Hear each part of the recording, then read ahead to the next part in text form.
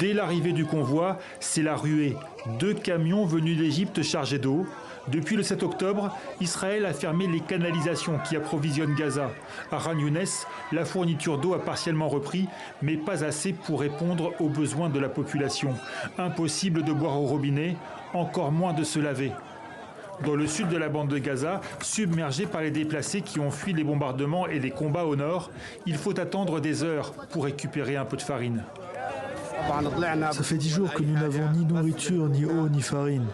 C'est la première fois en 10 jours que nous avons de la farine. Les enfants étaient heureux de dire « Dieu merci, nous allons enfin avoir du pain ». Nous n'avons pas de pain et dans le refuge, ils ne distribuent un repas que tous les 3 jours. Ils nous donnent un paquet de fromage pour les 13 membres de notre famille. Comment cela va-t-il suffire pour nous tous ? Nourriture de base, eau, carburant, médicaments, il n'y a presque plus rien.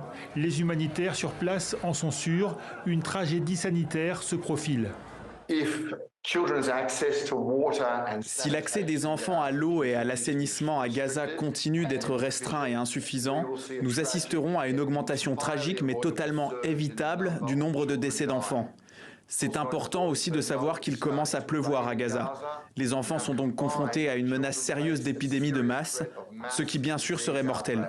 Selon l'Organisation mondiale de la santé, aucun cas de choléra n'aurait été recensé pour l'instant à Gaza, mais des milliers de personnes souffrent de diarrhée.